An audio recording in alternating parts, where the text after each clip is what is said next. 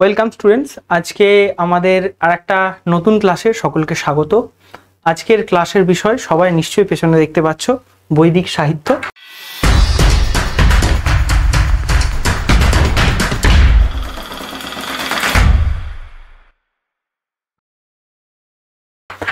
আমি চেষ্টা করব বেদের এসএলএসটি এবং অবশ্যই কিছুটা নেট রিলেটেড, মূলত এসএলএসটিকে প্রাধান্য দিয়েই কি ধরনের কোয়েশ্চেন আমাদের আসে সেই বিষয়টাকে মাথায় রেখে বেদ নিয়ে একটু আলোচনা করা, সাধারণ কিছু জ্ঞান, সাধারণ কিছু জিনিস নিয়ে আলোচনা করার। আশা করি ক্লাসটা ভালো লাগবে। তো চলো ক্লাস শুরু করা যাক। তো আমাদের প্রথমেই বেদ বলতে আমরা যে ধারণাটা পাই সেটা হচ্ছে বেদের একটি অংশ, সেটা হচ্ছে বেদাঙ্গ। মূল বেদের আসল যে ধারণা সেটা নিয়ে আমি খুব দীর্ঘ আলোচনা এর আগে অনেক কটা ক্লাসে করেছি, ওই জন্য মূলত সেই নিয়ে আমি আলোচনায় যাচ্ছি না। তবে তাও একটু ছোটোখাটো বলে দিই যে বেদকে বলা হয় পৃথিবীর আদিমতম বা প্রাচীনতম সাহিত্যিক নিদর্শন। এবং মনু বলেছেন বেদ অখিল ধর্মমূলম, অর্থাৎ অখিল বেদ, সমগ্র বেদই ধর্মের মূল স্বরূপ। এবং এই সংজ্ঞাটিকে মাথায় রেখে আমাদের এগোনো উচিত। এছাড়াও সায়নাচার্য বেদের ব্যাখ্যা করছেন যে ইষ্টপ্রাপ্তি অনিষ্ট পরিহার অলৌকিকম উপায়ম য বেদয়তি সবেদ, এরম বেদের একটি লক্ষণ পাওয়া যাচ্ছে সায়নাচার্যের। অর্থাৎ বেদের দ্বারা ইষ্টের প্রাপ্তি হয়, অনিষ্টের পরিহার হয়, এবং যে অলৌকিক উপায় এটাকে জানায় সেই হচ্ছে বেদ। সোজা কথায় বেদ কোনো সাধারণ সৃষ্টি নয়, সাধারণ রচনা নয়, সাধারণ মানুষের সৃষ্টি নয়। এটি পরমভাবে সৃষ্টি, এটি চিরকাল পৃথিবীতে ছিল, থাকবে, এই ধারণা রয়েছে বেদের। ওই জন্য নির্দিষ্ট রচয়িতা নেই, বেদের ঋষিরা দ্রষ্টা হন, সেই আলোচনায় অলরেডি আমরা করেছি। আজকে বেদের একটি অংশ, বেদকে পড়তে গেলে যেটা সবচেয়ে বেশি কাজে লাগে সেটা হচ্ছে বেদাঙ্গ। কারণ আমরা জানি কোনো জিনিসকে নিয়ে আলোচনা করতে গেলে, কাউকে নিয়ে আলোচনা করতে গেলে সেটা কিভাবে গঠিত সেই বিষয় আমাদের জানতে হয়। তো বেদ প্রাথমিকভাবে যখন পাঠ হওয়া শুরু হয়েছিল তার জটিলতা কম ছিল বা সাধারণ মানুষের প্রজ্ঞা খুব ভালো ছিল সেই যুগের। কিন্তু যুগ এগোতে এগোতে বেদ দুরূহ হয়ে ওঠে। সাধারণ যে পাঠ যারা করছে এবং অন্যান্য মানুষের ক্ষেত্রেও, ছাত্রদের ক্ষেত্রেও বেদ পাঠ যেহেতু দুরূহ হয়ে ওঠে, বেদকে সহজ পাঠ্য করার জন্য, সহজবোধ্য করার জন্য বেদাঙ্গ সাহিত্যের আবির্ভাব হয়। সেই বেদাঙ্গ সাহিত্য নিয়ে মূলত আজকে আলোচনা করব। এছাড়াও প্রত্যেকটা বেদের কিছু প্রাথমিক পরিচয়ও দেব। আমরা জানি বেদাঙ্গ বলতে যে জিনিসটা আমাদের মাথায় আসে, বেদাঙ্গ হচ্ছে ছয়টি বেদাঙ্গ। কি কি? শিক্ষা, কল্প, ব্যাকরণ, নিরুক্ত, ছন্দ, জ্যোতিষ। এই ছয়টিকে একত্রে বলা হয় বেদাঙ্গ। বেদ অঙ্গ, অর্থাৎ বেদের অঙ্গ স্বরূপ। আমরা জানি যে আমাদের যে দেহ, হাত, পা, মুখ, চোখ, চুল, নাক, এই যে রয়েছে, এগুলো এক একটা অঙ্গ, কিন্তু আমি গোটাটা একটা অঙ্গী। অর্থাৎ বেদরূপ অঙ্গীর যে অঙ্গ যারা স্বরূপ, সেইগুলো হচ্ছে, তাদেরকে বলা হচ্ছে বেদাঙ্গ। তারা হলেন শিক্ষা, কল্প, ব্যাকরণ, নিরুক্ত, ছন্দ, জ্যোতিষ, এরা হচ্ছেন বেদাঙ্গ। তো পাণিনীয় শিক্ষাতে বেদ পুরুষকে সমগ্র অঙ্গ ধারণকারী কল্পনা করে তার ছন্দকে পায়ের সঙ্গে, কল্পকে হাতের সঙ্গে, জ্যোতিষকে চক্ষুর সঙ্গে, নিরুক্তকে কানের সঙ্গে, শিক্ষাকে ঘ্রাণের সঙ্গে এবং ব্যাকরণকে মুখের সঙ্গে তুলনা করা হয়েছে। কি বলা হচ্ছে? পাণিনীয় শিক্ষা বলে একটি গ্রন্থ রয়েছে। বেদের যে আমরা একটি প্রথম বেদাঙ্গ পাঠছি, বেদাঙ্গের প্রথম পাঠ যে শিক্ষা, তারই একটা উদাহরণ হচ্ছে পাণিনীয় শিক্ষা। সেই পাণিনীয় শিক্ষাতে সমগ্র বেদকে একটা দেহধারী পুরুষ হিসেবে কল্পনা করে তার বিভিন্ন অঙ্গগুলোকে বেদাঙ্গ হিসেবে কল্পনা করা হয়েছে। যেরকম বলা হয়েছে যে পা ছন্দ পাদৌ তু বেদস্য, ছন্দকে বেদের পা হিসেবে কল্পনা করা হয়েছে। আচ্ছা, কল্পকে হাতের সঙ্গে তুলনা করা হয়েছে, জ্যোতিষকে চক্ষুর সঙ্গে তুলনা করা হয়েছে, হ্যাঁ, এবং নিরুক্তকে কানের সঙ্গে, শ্রোত্রের সঙ্গে তুলনা করা হয়েছে। শিক্ষা ঘ্রাণং তু বেদস্য, শিক্ষাকে ঘ্রাণের সঙ্গে অর্থাৎ নাকের সঙ্গে তুলনা করা হয়েছে, এবং ব্যাকরণকে গোটা মুখের সঙ্গে তুলনা করা হয়েছে। ঠিক আছে, বা আমাদের মুখবিবরের সঙ্গে তুলনা করা হয়েছে। তাহলে এই ছটা অঙ্গ, যেমন একটি পুরুষের দেহের বিভিন্ন অঙ্গ থাকে অঙ্গী পুরুষের, সেই রকম বেদেরও ছটা অঙ্গ, সেই ছটা অঙ্গ নিয়ে আলোচনা করা হয়েছে। এদের মধ্যে শিক্ষা, কল্প ও জ্যোতিষ, শিক্ষা, কল্প ও জ্যোতিষ এই তিনটে বেদাঙ্গ কি করা হয়? বেদের যাগযজ্ঞ সম্পাদনে সহায়ক। বেদের বৈদিক যুগে যাগযজ্ঞের একটা বিশাল বড় প্রাধান্য ছিল। যাগযজ্ঞকেই বলা হতো যে বেদের মূল কর্ম। বেদ বলতে প্রাথমিকভাবে সেই বৈদিক যুগে যাগযজ্ঞকে বলা হতো, এবং শতপথ ব্রাহ্মণে বলা হচ্ছে যজ্ঞ ওই শ্রেষ্ঠতম কর্ম, অর্থাৎ যজ্ঞই হচ্ছে শ্রেষ্ঠতম কর্ম। অর্থাৎ যজ্ঞ না করলে যেন বেদ কমপ্লিট হচ্ছে না। তাহলে এই যে যজ্ঞের প্রাধান্য বৈদিক যুগে রয়েছে, যজ্ঞকে মূল বলা হচ্ছে, সেই হিসেবে যজ্ঞটাকে করার জন্য বিভিন্ন প্রসেস দিয়ে যেতে হবে। যজ্ঞ বেদি নির্মাণ করতে হবে, ঠিক তিথিতে যজ্ঞ করতে হবে, জ্যোতিষ জানতে হবে, তার মন্ত্র সঠিকভাবে উচ্চারণ করতে হবে, তার পাঠ যেন স্বর বিভক্ত ঠিকঠাক হয়। এই পুরো গোটা প্রসেসটা একটা জানার বিষয়। তো তার মধ্যে শিক্ষা, কল্প, জ্যোতিষকে বেদের যাগযজ্ঞ সম্পাদনে সহায়ক বলা হয়। শিক্ষার মাধ্যমে মন্ত্রগুলোর সঠিক উচ্চারণ জানা যায়। কল্পের মাধ্যমে পুরো বেদে নির্মাণ থেকে শুরু করে কোন তিথিতে কি যজ্ঞ কি প্রসেসে হবে সেটা নিয়ে আলোচনা করছে কল্প। এবং জ্যোতিষ মানে কোন তিথিতে হবে এই নিয়ে আলোচনা রয়েছে। তাই যাগযজ্ঞ সম্পাদনে এই বেদাঙ্গ তিনটে সহায়ক। আর বাকি তিনটে ব্যাকরণ, নিরুক্ত আর ছন্দ, এই তিনটি বেদের অর্থ প্রতিপাদনে সহায়ক। এই তিনটে বেদের অর্থ প্রতিপাদনে সহায়ক, আর এরা যাগযজ্ঞে সহায়ক। বেদের অর্থ প্রতিপাদনে কিভাবে এরা সহায়ক হচ্ছে? দেখুন, ব্যাকরণের মাধ্যমে শব্দের গঠন জানা যায়, আর শব্দের গঠন জানলেই শব্দের অর্থ সঠিকভাবে নির্ধারণ করা যায়, নাহলে তো শব্দের সঠিক অর্থ জানা যাবে না। এরপরে কি রয়েছে? নিরুক্ত। নিরুক্তর মাধ্যমে শব্দের নির্বচন করা হয়, অর্থাৎ শব্দর উৎপন্ন, শব্দটি কিভাবে উৎপন্ন হয়েছে, শব্দটি কিভাবে তৈরি হয়েছে, এই বিষয়ে আলোচনা। ব্যাকরণ অর্থের উপরে কম গুরুত্ব দেয়, নিরুক্ত অর্থের উপরে বিশেষ গুরুত্ব দেয়। এবং ছন্দ মানে হচ্ছে সঠিক ছন্দে মন্ত্রটিকে পাঠ করা। গায়ত্রী, জগতী, ত্রিষ্টু, পুষ্ণিক, এই যে বৈদিক ছন্দগুলো রয়েছে, হ্যাঁ, এই ছন্দগুলোকে আমাদের কিন্তু সঠিকভাবে জানতে হবে। এই ছন্দগুলোকে না জানলে বৈদিক মন্ত্র পাঠে ভুল হয়ে যাবে। যেমন শিক্ষা দিয়ে উচ্চারণ স্থান জানতে হবে। একটু মজা করে বলি যে বাংলাতে আমরা যেমন একটাই স বলি, তালব্য স, কিন্তু যদি আমরা সংস্কৃতে দেখি তিনটে স এবং তিনটে স এর উচ্চারণের কিন্তু পার্থক্য আছে। যেটা তালব্য স যেটা আমরা বলছি এখন, সেটা তালব্য স, দন্তের স দাঁত দিয়ে উচ্চারিত হয়, অর্থাৎ স স, যেটা শুনতে খুব খারাপ লাগে, বাঙালিরা ভাবে গুন্ডারা এরকম ভাবে কথা বলে, স, এটা হচ্ছে স, দন্তের স। এবং একটি আছে মূর্ধন্য স, ওটা হচ্ছে স, স, অর্থাৎ সটাকে মূর্ধাতে জিভটা ঠেকাতে হয়, সেইভাবে উচ্চারণ করতে হয়। তাহলে তিনটে স্বয়ের যেমন উচ্চারণ পার্থক্য আছে, শিক্ষা এই ধরনের আলোচনাগুলো করছে, কার উচ্চারণ স্থান কি, সেগুলো কিভাবে আলোচিত হবে। যেমন ট, ঠ, র, ঠ, ন, মূর্ধন্য ন, একটা ন আর একটা র, এই যে দুটো পার্থক্য রয়েছে উচ্চারণে, এইগুলো নিয়েই তো শিক্ষা আলোচনা করছে। আর ছন্দ আলোচনা করছে সেটাকে ঠিক নির্দিষ্ট তালে, কিভাবে তালে তালে পাঠ করা যায়। দেখবেন গানে যদি ঠিকভাবে সুর না থাকে, ঠিক তালে লয় না যায়, শুনতে ভালো লাগে না। বৈদিক মন্ত্রেও সেই রকম ভাবে ফলপ্রদ হতো না যদি না শিক্ষা অর্থাৎ উচ্চারণ ঠিক না হতো, যদি না ঠিক ছন্দে পাঠ করা হতো, ফল হতো না। দেখুন, প্রাচীন যুগে বৈদিক যাগযজ্ঞ করাই হতো ফল লাভের আশায়, সে মানুষের কল্যাণের জন্য হোক, প্রকৃতি থেকে নিজেকে রক্ষা করার জন্য হোক, বিপদের থেকে, এই সব কারণেই হোক, মূলত ঈশ্বরের দেবতার কাছে কিছু চাওয়া হতো ফল লাভের আশায় যাগযজ্ঞের মাধ্যমে। তো যাগযজ্ঞ করতে গেলে যেটা মাস্ট বি ছিল সেটা হচ্ছে মন্ত্র ঠিক উচ্চারণ করতে হবে এবং ঠিক ছন্দে উচ্চারণ করতে হবে, অর্থ জেনে করতে হবে। তাহলে এই বিষয়গুলো বেদাঙ্গ না জানলে হবে না।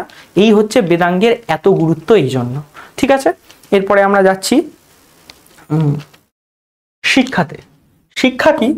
যে শাস্ত্রে বেদের বর্ণ 1, স্বর 2, মাত্রা 3, বল 4, সাম 5, সন্তান 6, এই 6টা বিষয় নিয়ে আলোচনা করা হয়েছে সেটাকেই, এবং শুধু আলোচনা করা হয়নি, উচ্চারণ এবং প্রয়োগ বিধি লিপিবদ্ধ আছে। এদের উচ্চারণ কিভাবে করতে হবে, অর্থাৎ এই অক্ষরগুলোর, এই যে অ, এই যে ক, এই যে তালব্য শ, এই যে র, এই যে এদের যে উচ্চারণ স্থানগুলো, এগুলো উচ্চারণ কিভাবে করতে হবে এই নিয়ে আলোচনা করা হয়েছে কোথায়, এইখানে। এবং এদের প্রয়োগ কোথায় হবে এইখানে, এই শিক্ষা শাস্ত্রে এগুলো বলা আছে। বর্ণ কাকে বলে এটা সবাই জানেন, আমি আর বললাম না, এরা সবই বর্ণ। এদের যখন স্বর সহ উচ্চারণ করা হয় সেই নিয়ে আলোচনা, কিরম স্বর হবে এদের। এরপরে হচ্ছে এদের মাত্রাটা কেমন হবে, উচ্চ মাত্রায়, নিম্ন মাত্রায়, ঊর্ধ্ব মাত্রায়। পাণিনীয় শিক্ষাতে এগুলো নিয়ে ডিটেলস আলোচনা আছে। পাণিনীয় শিক্ষা হচ্ছে শিক্ষাগ্রন্থের একটা বিখ্যাত উদাহরণ, এবং নেটে সিলেবাসেও আমাদের আছে। তো এই বিষয়গুলো নিয়ে ডিটেলস আলোচনা আছে। মাত্রা কেমন হবে, ময়ূর যেমন ডাকে সেরকম এক মাত্রা, বেজি যেমন ডাকে সেটাকে বলা হয় অর্ধমাত্রা, এরকম ডিটেলস আলোচনা আছে। তো মাত্রাও ঠিক মতো মন্ত্রগুলোর বলতে হবে, অক্ষরগুলোর কতটা বল প্রয়োগ করব, স্বরাঘাত কতটা দেব, কতটা বল দিয়ে উচ্চারণ করব, সাম মানে হচ্ছে এখানে সন্ধি কিভাবে করব, সন্তান রয়েছে, এই বিষয়গুলো নিয়ে আলোচনা হচ্ছে শিক্ষা গ্রন্থে। ঠিক আছে, এরপরে রয়েছে কল্প। শিক্ষার পরে কল্প বেদাঙ্গ। কল্প কি বলা হচ্ছে, যে শাস্ত্রের দ্বারা, এখানে যজ্ঞ বানানটা ওই হবে না, এখানে যজ্ঞ বানানটা এই হবে, যজ্ঞ, যজ্ঞ প্রভৃতি কর্ম কল্পিত হয়। ঠিক আছে, যজ্ঞ প্রভৃতি কর্ম কল্পিত হয় এবং সমর্থিত হয়, তাকেই কল্পশাস্ত্র বলে। কল্পসূত্রগুলিকে 4 ভাগে ভাগ করা যায়, যথা শ্রৌত, গৃহ্য, ধর্ম, শূল্য। ব্যাপারটা কি, ব্যাপারটা ডিটেলসে বলি। কল্পকে আসলে 4 ভাগে ভাগ করা হয়। কি কি? 1 নম্বর ভাগ হচ্ছে শ্রৌত সূত্র, 2 নম্বর ভাগ হচ্ছে গৃহ্য সূত্র, 3 নম্বর ভাগ হচ্ছে ধর্মসূত্র, এবং 4 নম্বর ভাগ হচ্ছে শূল্য সূত্র। এই 4টে সূত্রের দ্বারাই বেদের যজ্ঞের স্তম্ভ নির্ধারিত হয়। মানে বেদের যজ্ঞটা এই 4টের উপরেই নির্ভর করে। কিরকম ভাবে করে? শ্রৌত সূত্র যেটা আছে সেখানে আলোচনা করা হচ্ছে বৈদিক যাগগুলো কেমন হবে। এই যে পুরুষমেধ, অশ্বমেধ, আরো যেরকম বিভিন্ন ধরনের যাগের নাম আমার এখন সবগুলো মাথায় আসছে না, আমি কয়েকটা মাথায় আসলো বললে বললাম। এই ধরনের যে যজ্ঞগুলো, এই যজ্ঞগুলো, বিশ্বজিৎ যাগ প্রভৃতি যাগ, এই যাগগুলো কিভাবে হবে, এর প্রসেসটা কেমন, হ্যাঁ, হবন হবে, হ্যাঁ, আরো যা যা জিনিসগুলো হয় যজ্ঞের জন্য, ঋত্বিককে কিভাবে বরণ করা হবে, কিভাবে তাদের দক্ষিণা দেয়া হবে, কি দক্ষিণা হবে, কবে করতে হবে, কতক্ষণ ধরে কোনটা হবে, কার পর কোনটা হবে, প্রকৃতি যাগ কি, বিকৃতি যাগ কি, এই সব আলোচনা হয়েছে শ্রৌত সূত্রে। গৃহ্য সূত্র আর ধর্মসূত্রকে একের সঙ্গে স্মার্ত সূত্রও বলা হয়। এইখানে আলোচিত হয়েছে হচ্ছে আচার, গৃহস্থের আচার, বিভিন্ন রকম সংস্কার, অর্থাৎ ওই ধর্মশাস্ত্রের বিষয়, গৃহস্থের পালনীয় কর্তব্য, পঞ্চযজ্ঞ, ষড়যজ্ঞ, মানে পঞ্চ মহাযজ্ঞের কথা বলছি, এবং ধর্মসূত্রতেও তাই। বর্ণ এবং আশ্রমের কর্তব্য কি, কোন বর্ণের কি কর্তব্য, কোন আশ্রমে কি কর্তব্য, কিভাবে ব্রহ্মচারী কি কাজ করবেন কি করবেন না, অন্যান্য যারা তাদের কি করণীয় কি করণীয় নয়, জাতকর্ম থেকে বিবাহ, উপনয়ন প্রভৃতি সংস্কারগুলো কিভাবে হবে, বাড়িতে অতিথি এলে তাকে কিভাবে বরণ হবে, কেউ মারা গেলে শ্রাদ্ধ কিভাবে হবে, অশৌচ বিধি কি, কোন রকম ভুল করলে, পাপ করলে তার প্রায়শ্চিত্ত কতটা হবে, কোন পাপের মাত্রা, গুরুপাতক কি, অনুপাতক কি, লঘুপাতক কি, মানে পাপ কি, এই ধরনের বিষয় নিয়ে ডিটেলসে আলোচনা করেছে গৃহ্য সূত্র এবং ধর্মসূত্র। গৃহ্য সূত্রে মূলত গৃহস্থের বিষয় আলোচিত হয়েছে, ধর্মসূত্রে সবার জন্য, মানে সমাজের জন্য যে বিষয়গুলো সেগুলো আলোচনা হয়েছে। দেখুন, প্রাচীনকালে ধর্ম বলতে এটাই ছিল, মানে অন্যান্য ধর্ম যখন অ্যাডপ্ট হয়নি, তৈরি হয়নি বৈদিক যুগে, তাহলে এই ডিউটিগুলো সবার জন্যই ছিল, সবাই কিভাবে চলবে, নীতি বিষয়ক আলোচনাও রয়েছে এই গৃহ্য ধর্মসূত্রগুলিতে। এরপরে হচ্ছে শূল্য সূত্র, যাকে কি বলা হয়, প্রাচীন ভারতের জ্যামিতির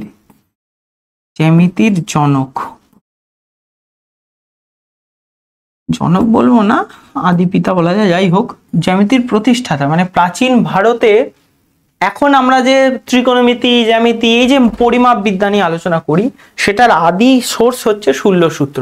শূল্য সূত্রতে বলা হয়েছে যজ্ঞ বেদিগুলো কিভাবে নির্মাণ করা। অনেকে দেখবেন এরকম যজ্ঞ বেদিগুলো বিভিন্ন, তার মধ্যে ডিজাইন থাকে, বা যন্ত্র তৈরি করে এরকম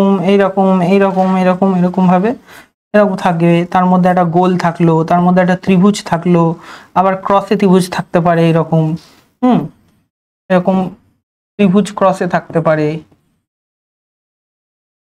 তার মধ্যে এরকম ফুলের পেটালসের মতো পাপড়ি থাকতে পারে, এটাকে চৌকো রাখা হতে পারে, এটাকে ত্রিকোণা আবার আনা হতে পারে। এই যে যজ্ঞ বেদী নির্মাণ কিভাবে হবে এই বিষয়ে আলোচনা হয়েছে শূল্যসূত্রে। তার মাপ কিভাবে নেওয়া হবে, কত হাত, কত আঙুল, কটা ইটের মতো মাপ, এই সব বিষয় নিয়ে। অর্থাৎ এই যে পরিমাপ বিদ্যা প্রাচীন ভারতে ছিল, তার আদি সোর্স বলা যায়, জ্যামিতির আদি সোর্স বলা যায় শূল্যসূত্রকে। তাহলে দেখুন সবই যজ্ঞ রিলেটেড। কিভাবে যজ্ঞ বেদী নির্মাণ হবে, কি কি যজ্ঞ হবে, তার কি মন্ত্র হবে, তার কি প্রসেস হবে, আর কারা কারা যজ্ঞ করবে, কবে করবে, নিয়মিত কি যজ্ঞ করা উচিত, কিভাবে হবে, এই বিষয়ে আলোচনা হয়েছে। মূলত কল্পের দ্বারা যজ্ঞ কল্পিত এবং সমর্থিত হয়, সোজা কথা, একদম একদম সোজা, ওই জন্য কল্পতা বলা হয়েছে। এরপরের পাঠে পারবো হচ্ছে ব্যাকরণ, সবার ভয় যেটা নিয়ে, তাই তো। ব্যাকরণ স্যার খুব কঠিন জিনিস। প্রাচীন বৈদিক ব্যাকরণ কঠিন ছিল, অবশ্যই আজও কঠিন, কিন্তু এমন জিনিস ছিল না যে সেটা সবাই বুঝতে পারতো না। কারণ ব্যাকরণ না জানলে তো মিনিমাম বেদ পাঠ করা যাবে না। তাহলে ব্যাকরণটা আমাদের সবাইকে জানতে হবে। তো কি বলা হচ্ছে, পতঞ্জলি 6টি বেদাঙ্গের মধ্যে ব্যাকরণকে প্রধান বলেছেন। ব্যাকরণ না জানলে কি আর কিছু জানা যাবে? ব্যাকরণের মধ্যে সন্ধি, সমাস, প্রকৃতি, প্রত্যয় সম্বন্ধে যথাযথ জ্ঞান সম্ভব হয়, যার ফলে বেদ পাঠ ও অর্থ নির্ভুল হয়ে ওঠে। রক্ষ, উহ, লঘু, আগম, ব্যাকরণের যে এই যে প্রয়োজন, মুখ্য প্রয়োজন, গৌণ প্রয়োজন, মুখ্য কারণ, এই যে বিষয়গুলো আলোচনা হয়েছে পতঞ্জলির মহাভাষ্যে, সে তো ব্যাকরণকে বেস করেই। এবং এই ব্যাকরণের মধ্যে আছেটা কি, প্রথম যেটা ব্যাকরণের মধ্যে আমরা বেসিক পড়তে গিয়ে যাই, এই যে বিদ্যালয়, এই যে শব্দটা পেলাম বিদ্যালয়, বিদ্যালয়ের মধ্যে আছে বিদ্যা আর আলয়, তাই তো। এটা কি, এটা একটা সন্ধি, তাহলে এটা কার অংশ, এটা ব্যাকরণের অংশ। এটা না জানলে তো শব্দটার মানেই জানা যাবে না। এরপরে সমাস হিসেবে কোনো পদ থাকতে পারে, ঠিক আছে। এটা সহজে যুগ ধর্ম, কালো ধর্ম, এটা তো সন্ধি হয়নি, এটা হয়েছে সমাস, ঠিক আছে, ষষ্ঠী তৎপুরুষ। প্রকৃতি অর্থাৎ মূল শব্দটা হচ্ছে কি বলবো, পা ধাতু, পা ধাতুর সঙ্গে তার উত্তম পুরুষের এক বচন করে দিয়ে পিবতী, পট ধাতুর সঙ্গে পঠতি, এই যে মূল প্রকৃতি, তার সঙ্গে যোগ করে প্রত্যয় দিয়ে একটা করে পদ তৈরি হচ্ছে। পদের সংজ্ঞা কি ব্যাকরণে বলা হচ্ছে, সুপ্তিঙন্তম পদম, সুপ্তিঙন্তম পদম, তাই তো, সুপ্তিঙন্তম পদম। তাহলে এই সুপ বা তিং রূপ প্রত্যয় যোগ করে দিয়ে, প্রত্যয়কে প্লাস করে দিয়ে, প্রকৃতির সঙ্গে প্রত্যয়কে যোগ করে দিয়ে কি তৈরি করছি, পদ, তাই তো। এই বিষয়ে আলোচনা হয়েছে ব্যাকরণে। ব্যাকরণের কাজ এই ধরনের বিষয়গুলো নিয়ে, ঠিক আছে। আর এর ফলে কি হয়, বেদের পাঠ আমরা ঠিক মতো করতে পারি, শব্দ গঠন জানতে পারি, আর তার ফলে নির্ভুল হয়ে ওঠে বেদ পাঠ। আর নির্ভুল হতেই হবে, ওদের সূত্রতে বলা আছে। আচ্ছা, এরপরে হচ্ছে নিরুক্ত। নিরুক্ত কি, নিরুক্ত আরেকটি বেদাঙ্গ। নিরুক্তম শ্রোত্রম উচ্চতে, কান রূপ বলা হয়, ব্যাকরণকে মুখ বলা হয়, কে কান বলা হয়। যেখানে শব্দসমূহ নিঃশেষুক্ত হয়েছে তাকে বলা হয় নিরুক্ত। আচার্য দাশকো চতুর্দশ বিদ্যাস্থানের মধ্যে নিরুক্তকে স্থান দিয়েছেন। আগেকার দিনে 14 প্রকার বিদ্যা সবাইকে শিখতেই হতো, 14 রকমের বিদ্যা সবাইকে জানতে হবে। এই 14 প্রকার বিদ্যার মধ্যে অলওয়েজ মাস্ট নিরুক্ত ছিল, সেটাই দাশকো বলেছেন। ব্যাকরণের পূর্ণতা নিরুক্ত ছাড়া সম্ভব না। নিরুক্তের মাধ্যমে অর্থবোধ হয়, আর ব্যাকরণের মাধ্যমে শব্দ গঠন বোঝা যায়। তাহলে দুটো জুড়লে তবেই না অর্থবোধ ঠিকঠাক হবে। এই গ্রন্থটিতে একাধিক বৈদিক পদের নির্বাচন করার প্রচেষ্টা হয়েছে। মাথায় রাখবেন, নির্বচন, নির্বাচন না, বেছে নেওয়া না, ভোট নয়, নির্বচন অর্থাৎ অর্থ স্পষ্টীকৃত করা, ঠিক আছে। মোট 1172টি শব্দের ব্যাখ্যা এখানে আছে, তার মধ্যে 585টি নিঘণ্টু থেকে, বাকিটা নিরুক্তকারের নিজস্ব সংগ্রহ। তার মানে নিরুক্ত গ্রন্থে টোটাল 1172টি কি আছে, 1172টি পদ রয়েছে, শব্দ আছে। তার মধ্যে 585টা নিঘণ্টু বলে কোনো একটা বই থেকে নেওয়া হয়েছে, বাকিটা নিজের, ঠিক আছে। এই পয়েন্টটা মাথায় রাখবেন। এই গ্রন্থের অধ্যায়ের সংখ্যা হচ্ছে 12 ও কাণ্ডের সংখ্যা 3টি। হ্যাঁ, কাণ্ড 3টে কি, 3টে কাণ্ড 12টা অধ্যায় বিভক্ত হয়েছে, ঠিক আছে। নৈগম কাণ্ড, দৈবত কাণ্ড, আর ভুলে যাচ্ছে আমার এই মুহূর্তে মনে পড়ছে না, নৈঘণ্টিক কাণ্ড, ঠিক আছে। নৈঘণ্টিক কাণ্ড, নৈগম কাণ্ড আর দৈবত কাণ্ড, এই 3টে কাণ্ড এবং 12টা অধ্যায়, সেগুলো বিভক্ত।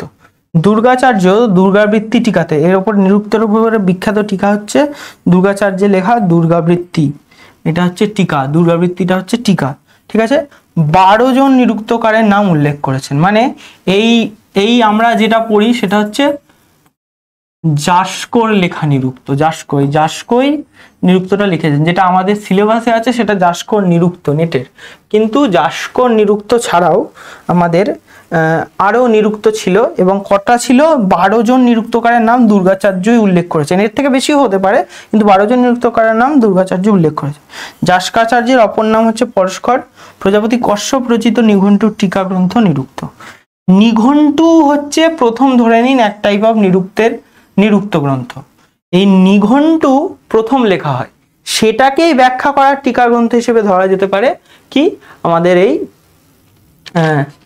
নিরুক্ত নিঘণ্টুর ব্যাখ্যাটা করেছে।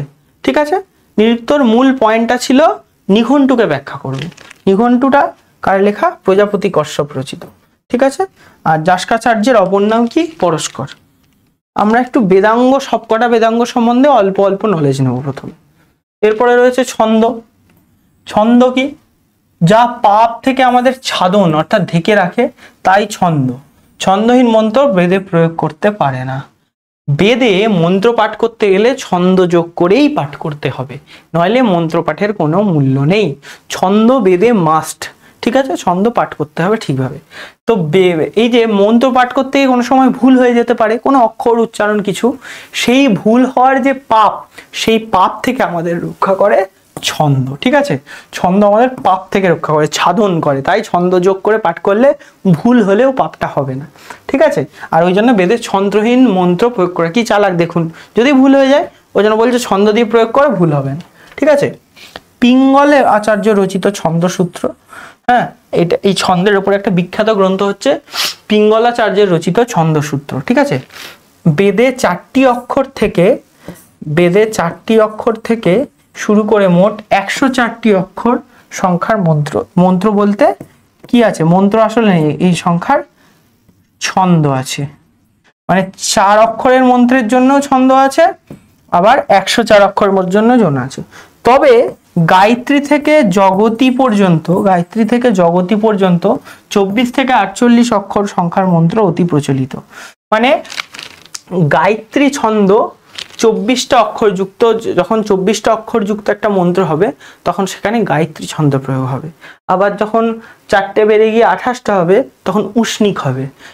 এরকম গায়ত্রী ছন্দ হচ্ছে 24। আমি একটা ছক বানিয়েছিলাম, গাউন বোধহয়, গাউ অনু বিপত্রিজ বোধহয় ছকটা এরকম ছিল। এইগুলো সব বানাতে হয়, পড়ার সময় এই ধরনের ছক বানাবেন, তাহলে সহজে মুখস্থ হতে। গা দিয়ে গায়ত্রী 24 অক্ষর, উতে উষ্ণিক 28 অক্ষর, হ্যাঁ, তারপরে অনুষ্ঠুপ বোধহয় 32 অক্ষর, বি, তারপরে বিটা ভুলে যাচ্ছি, ত্রি মানে হচ্ছে ত্রিষ্টুপ, ওটা বোধহয় 44 অক্ষর, জগতী এটা হলো 48 অক্ষর, এরকম ভাবে চলবে। ঠিক আছে, পংক্তি হচ্ছে বোধহয় 40 অক্ষর, এরকম চলবে। এরকম ভাবে বলা হচ্ছে যে প্রত্যেকটা বেদের প্রত্যেকটা ছন্দ এক একটা অক্ষরের সঙ্গে যুক্ত। এই হচ্ছে ছন্দ, পিঙ্গলের ছন্দসূত্র বিখ্যাত গ্রন্থ। তারপরে রয়েছে জ্যোতিষ। বৈদিক যজ্ঞ কর্মের সঠিক কাল বিধানের জন্য রচিত হয়েছিল জ্যোতিষ শাস্ত্র। এই শাস্ত্রের প্রধান আচার্য হলেন লগধ মুনি। জ্যোতিষে কালের কথা বলা হয়েছে। আমাদের দেশে 3 প্রকার জ্যোতিষ পাওয়া যায়। একটা হচ্ছে গণিত জ্যোতিষ বা ফলিত জ্যোতিষ, আর একটা হচ্ছে এমনি জ্যোতিষ, আর একটা হচ্ছে দুরকম হলো, আর তৃতীয়টা আমার ঠিক মনে পড়ছে না। 3 প্রকার জ্যোতিষ আছে। একটা শুধুমাত্র কাল গণনা করে, গ্রহ নক্ষত্রের অবস্থান, কাল গ্রহ নক্ষত্রের অবস্থান নিয়ে আলোচনা করে। একটা আলোচনা করে হচ্ছে তার প্রভাব মানুষের জীবনে গ্রহ নক্ষত্রে, আর একটা হচ্ছে আগাম সংকেত দেয়, বিপদ বা কোনো ভালো কথার আগাম সংকেত দেয়। 3 প্রকার আছে। তো এই 2 প্রকার পরে তৈরি হয়েছে, কিন্তু কাল বা গ্রহ নক্ষত্রের অবস্থান কখন কি হবে এই নিয়ে আচার্য হয়েছে লগধ মুনির আচার্যের জ্যোতিষ গ্রন্থে। এবং জ্যোতিষ বলতে এই কাল বা গ্রহের অবস্থানকে বোঝানো হচ্ছে যার দ্বারা যজ্ঞ করা হবে। ঠিক আছে, জ্যোতিষ বলতে এটাকেই বলা হচ্ছে। আচ্ছা, এবার একটা ছোট্ট জিনিস বলি। বেদের তো বেদাঙ্গ হলো, এবার উপাঙ্গ বলেও একটা ব্যাপার আছে। বেদ পড়তে গেলে বেদাঙ্গের দ্বারাও যখন সব বেদকে বোঝা যাচ্ছিল না, তখন আরো কিছু এক্সট্রা সাহিত্যের প্রয়োজন হলো, যারা আরো বেশি ডিটেলসে বেদকে বুঝতে সাহায্য করবে। তারা কেন? প্রাতিসাক্ষ্য, তারপরে কি বৃহৎ দেবতা, অনুক্রমণিকা প্রভৃতি গ্রন্থ, দেবতানুক্রমণিকা, ছন্দ অনুক্রমণিকা, আর্ষানুক্রমণিকা, প্রত্যেকটা বিষয় নিয়ে আলাদা করে অনুক্রমণিকা মানে লিস্ট, ছন্দ কোথায় কোন ছন্দ আছে, কোন মন্ত্রে কোন দেবতা আছে, এর একটা লিস্ট রয়েছে। এইগুলো বেদ পাঠে সহায়তা করছিল, তাই এদের নাম দেওয়া হলো, ওটা বেদাঙ্গ তাই এটা উপাঙ্গ। এরপর হচ্ছে উপবেদ। প্রত্যেকটা বেদের সহায়ক রূপে 4টে বেদেরই একটা করে উপবেদ রচিত হয়েছিল। যেমন ঋগ্বেদের উপবেদের নাম আয়ুর্বেদ। কেন আয়ুর্বেদ নিজেই জানেন, ওই সব বিষয়ে আলোচনা আছে। সামবেদের উপবেদের নাম গান্ধর্ববেদ। গান্ধর্ব মানে হচ্ছে, গান্ধর্ব কথাটার মানে এখানে হচ্ছে নৃত্য গীত বাদ্যের চর্চা হয় যেখানে, তাই গান্ধর্ববেদ। যজুর্বেদের হচ্ছে ধনুর্বেদ, যুদ্ধ নিয়ে আলোচনা হচ্ছে। অথর্ববেদের সর্পবেদ বা অর্থশাস্ত্র, আমাদের পঠিত অর্থশাস্ত্রকেও কখনো কখনো এর উপবেদ বলা হয়। সর্পবেদের সর্প বিষ থেকে কিভাবে মুক্তি পাওয়া যায় সেই নিয়ে আলোচনা হয়েছে। গোটা অথর্ববেদেই কিভাবে বিপদ আপদ, বিষ, অকল্যাণ এসবের থেকে মুক্তি পাওয়া যায় এই নিয়েই তো আলোচনা হয়েছে। তো স্বাভাবিকভাবে সর্ববেদ নাম হতেই পারে, সর্প নিয়ে আলোচনা হয়েছে। এই 4টে হচ্ছে 4টে বেদের উপবেদ। এই 4টে মুখস্থ রাখতে হবে সব পরীক্ষার জন্যই। এরপরে হচ্ছে ঋগ্বেদ। ঋগ্বেদ কাকে বলে? ঋচ্যতে স্তুয়তে যথা জয়া সা ঋক। এই হলো ঋক শব্দের ব্যুৎপত্তি, যার দ্বারা স্তুতি করা হয়। ঋক শব্দটার মানেই হচ্ছে স্তুতি। ঋগ্বেদ এই শব্দের দ্বারা ঋক সংহিতাকে বুঝতে হবে। প্রাচ্য ও পাশ্চাত্য সকল পণ্ডিতদের মতেই ঋগ্বেদ হলো প্রাচীনতম গ্রন্থ। ম্যাকডোনাল্ডের মতে the Rigveda is undoubtedly the oldest Literary monument of the Indo European language. এই গ্রন্থের সমস্ত মন্ত্রই পদ্যাত্মক ছন্দবদ্ধ। অন্য সংহিতাগুলিতে বহু সংখ্যক ঋক মন্ত্র পরিলক্ষিত হয়। তার মানে ঋক থেকে নিয়ে গিয়ে সাম, যজু এগুলো রিপিট করেছে।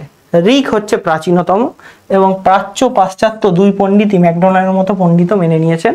সেই হচ্ছে ঋক। ঋক প্রাচীনতম বেদ, 4টে বেদের মধ্যে প্রথম বেদ।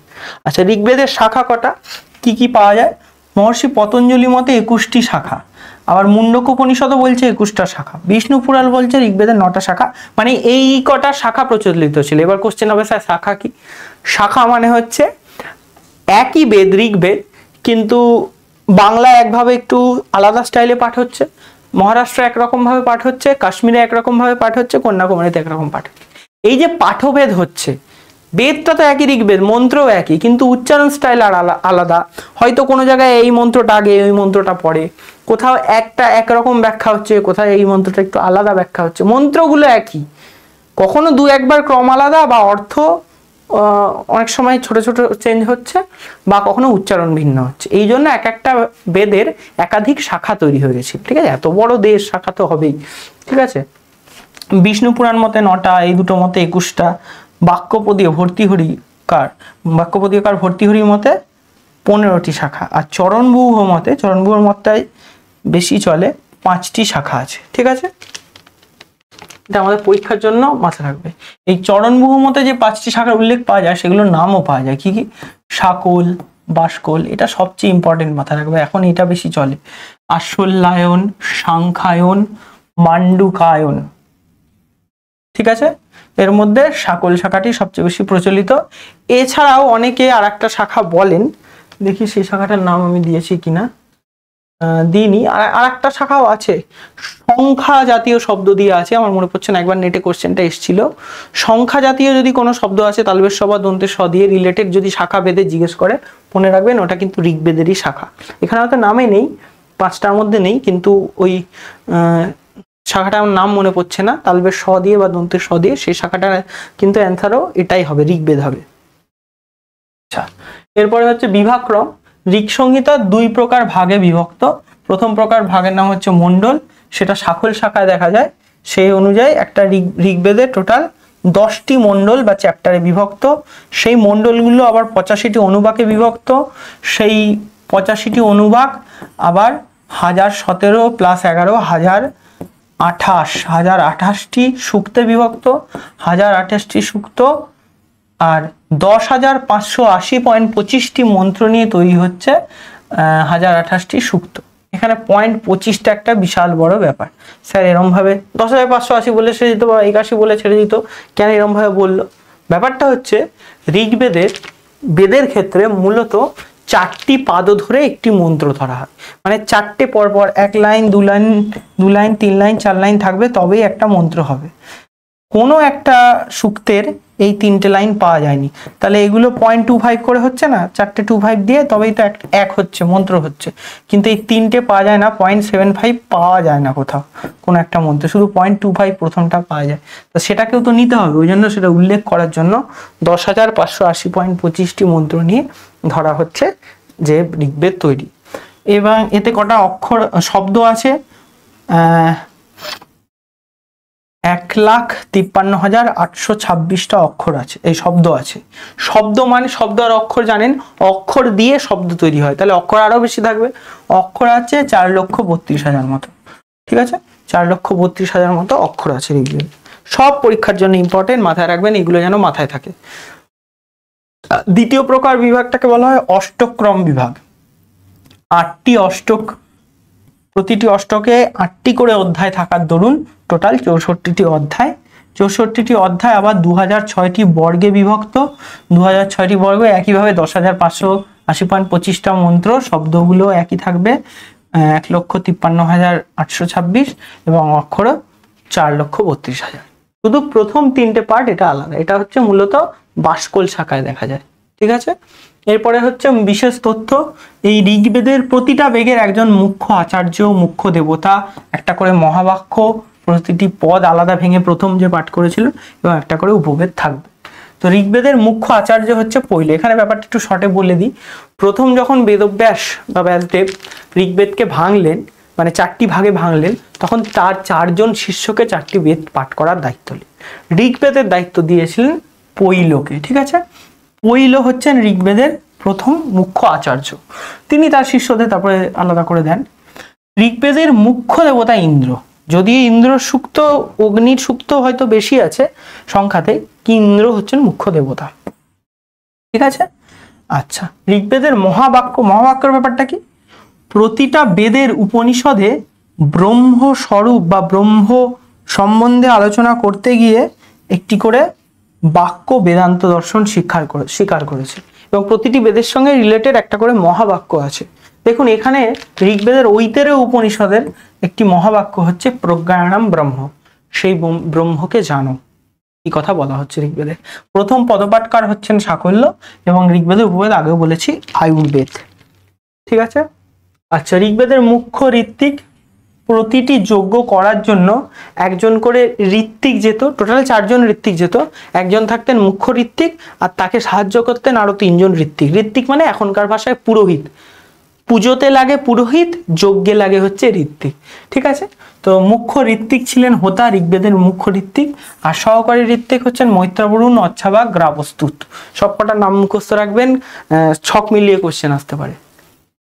আচ্ছা, প্রথম মন্ত্র অগ্নিমীড়ে পুরোহিতম, যেটা আমাদের সিলেবাসে আমরা পড়েছি অগ্নিসূক্তের।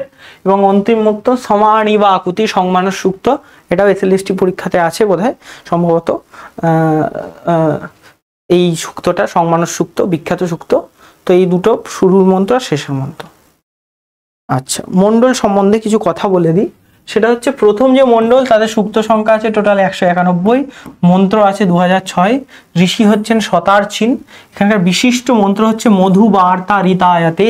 তারপরে এছাড়া একং সদ বিপ্রা বহুদা বদন্তি, একজনই সেই ব্রহ্মকে বিপ্রগণ বহু নামে ডাকেন, সেই বিখ্যাত কথাটা এখানে আছে এই প্রথম মণ্ডলে। দ্বিতীয় মণ্ডলে 43টা সূক্ত, 429টা মন্ত্র।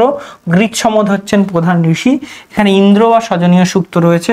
তারপর তৃতীয় মণ্ডলে 62টা সূক্ত রয়েছে, 617টা মন্ত্র। বিশ্বামিত্র প্রধান ঋষি। গায়ত্রী মন্ত্রটা এই যে ব্রাহ্মণদের পইতে হলে, এখন তো শুধু ব্রাহ্মণ ধরে, আগে ক্ষত্রিয় এবং বৈশ্যদেরও হতো, পইতে হলে গায়ত্রী মন্ত্র জপ করতে হয় নিয়মিত, উপনয়ন যার হয়। সেই গায়ত্রী মন্ত্রে ওং ভূর্ভুবস্মঃ যে মন্ত্রটি, সেটি তৃতীয় মণ্ডলে আছে, ঠিক আছে। চতুর্থ মণ্ডলে 58টি সূক্ত আছে, এগুলো সব মুখস্থ রাখতে হবে কিন্তু। 589টি হচ্ছে মন্ত্র। বামদেব হচ্ছেন প্রধান ঋষি। এখানে হংস সূচির কঠোপনিষদের একটা বিখ্যাত মন্ত্র এখানে রয়েছে। পঞ্চম মণ্ডলে 87টি রয়েছে সূক্ত, 728টি মন্ত্র। অত্রি এখানকার প্রধান ঋষি। এবং এই মণ্ডলে নারাশংসী, ওই দানস্তুতি, রাজা দান করছেন তার স্তুতি করার সূক্ত পাওয়া যাচ্ছে। এরপরে ষষ্ঠ মণ্ডলে 75টি সূক্ত, 765টি মন্ত্র। ঋষি হলেন ভরদ্বাজ। এই মণ্ডলে অগ্নি ও ইন্দ্র প্রধান দেবতা হলে সোম, রুদ্র, বৃহস্পতি, সরস্বতী প্রভৃতি দেবতারও বহু মন্ত্র রয়েছে। সপ্তম মণ্ডলের সংখ্যা 104, মন্ত্র সংখ্যা 841, বশিষ্ঠ এখানকার প্রধান ঋষি। নরকের ধারণা পাওয়া যাচ্ছে, এটা বিশেষ ব্যাপার এটাই। আচ্ছা, অষ্টম মণ্ডলে 92 + 11, 11টা হচ্ছে, এদেরকে বলা হয় বালখিল্য সূক্ত। বালখিল্য সূক্ত কেন এরম বলা হয়, তার কারণ হচ্ছে কেউ কেউ বলেন বালখিল্য সূক্তের যে 11টা সূক্ত আছে এগুলো বেদের মধ্যে কাউন্ট হবে, কেউ বললেন না এগুলো কাউন্ট হবে না, ওই জন্য ওগুলোকে আলাদা করে দেখানো হয়। কেউ কেউ ওই জন্য 1017টা সূক্ত বললেন টোটাল বেদে, আবার কেউ 11টা প্লাস করে 1028টা বলেন। সেই বালখিল্য সূক্ত বিখ্যাত এই অষ্টম মণ্ডলেই আছে। এখানে 1716টা মন্ত্র, ঋষি কর্ণ হচ্ছেন এখানকার প্রধান ঋষি। একে প্রগাথ মণ্ডল বলেও ডাকা হয় এই মণ্ডলটাকে, কেননা অপালা নামে এক মহিলা ঋষির দৃষ্ট, মানে কারণটা না, এটা নাম বলছি প্রগাথ মণ্ডল। আর এখানে আর কি দেখা যায়, অপালা নামে এক মহিলা ঋষির দৃষ্টমন্ত ও বালখিল্য সূক্তগুলি এই মণ্ডলে পাওয়া যায়। মানে দেখুন একটা বিশাল ব্যাপার, মহিলা ঋষির প্রথম মানে উল্লেখ আমরা পাচ্ছি এই অষ্টম মণ্ডলে। নবম মণ্ডলে 114টা সূক্ত, 1108 হচ্ছে মন্ত্র সংখ্যা। মধুচ্ছন্দ এখানকার প্রধান ঋষি। এই মণ্ডলে একমাত্র দেবতা হচ্ছে সোম, ওই জন্য এর নাম পবমান সোম মণ্ডল বা পবমান মণ্ডল। দশম মণ্ডল 191টায় কি আছে, সূক্ত আছে, 1754টা মন্ত্র। এখানকার প্রধান ঋষি ভৃগু, প্রধান দেবতা ইন্দ্র, অগ্নি। সংবাদ প্রভৃতি সূক্তগুলো, ওই জমজমি, সরমাপনী সংবাদ সূক্তগুলো যেগুলো নেটের সিলেবাসে আছে সেগুলো সব দশম মণ্ডলে আছে। এখানে একটা বলে দিই, দ্বিতীয় থেকে সপ্তম মণ্ডল পর্যন্ত, মূলত অষ্টম মণ্ডল অনেকে ধরেন, দ্বিতীয় থেকে সপ্তম মণ্ডল পর্যন্ত এই অংশটাকে বেদের সবচেয়ে প্রাচীন অংশ বলা হয়, মানে ঋগ্বেদেরও প্রাচীনতম অংশ। এগুলো আগে রচিত বলা হয়, প্রথম আর নবম দশম এগুলো পরে রচিত বলা হয় এই মণ্ডলগুলো। তো এই দ্বিতীয়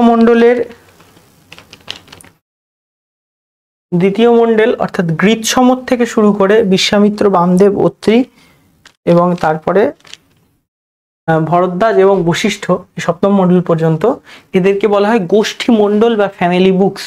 গোষ্ঠী মণ্ডল বা ফ্যামিলি বুকস, তার নাম অনেকে দিতে পারে। এর মধ্যে কারা কারা পড়ে, এই সব কজন ঋষি গোষ্ঠী মণ্ডল বা ফ্যামিলি বুকস এর মধ্যে পড়ে, কারণ এদের এই সবকটা সূক্ত এই গোষ্ঠীর ঋষিদের দ্বারাই রচিত, এই ফ্যামিলির বাইরে কেউ রচনা করেনি। ঠিক আছে, এই কটাকে এই নামে কিন্তু ডাকা হয়, গোষ্ঠী মণ্ডল বা ফ্যামিলি বুকস। গোষ্ঠী,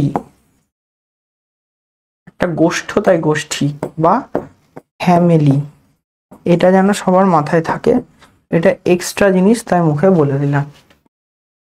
এরপরে হচ্ছে ঋগ্বেদের সংহিতা, ব্রাহ্মণ, আরণ্যক এবং শিক্ষা টোটাল বলে দিই। ঋগ্বেদের 5টা শাখা, শাকল, বাষ্কল, আশ্রলায়ন, সাংখ্যায়ন, মান্ডুকায়ন। ব্রাহ্মণ 2টো, ঐতেরীয় ব্রাহ্মণ আর সাংখ্যায়ন ব্রাহ্মণ। সাংখ্যায়নকে অনেকে কৌশিতকী বলে ডাকে। আরণ্যক 2টো, ঐতেরীয় সাংখ্যনক। উপনিষদ 2টো, এখন অনেকে বলেন বাষ্কল বলে একটা উপনিষদ পাওয়া যায়, মূলত ঐতেরীয় আর কৌশিতকী।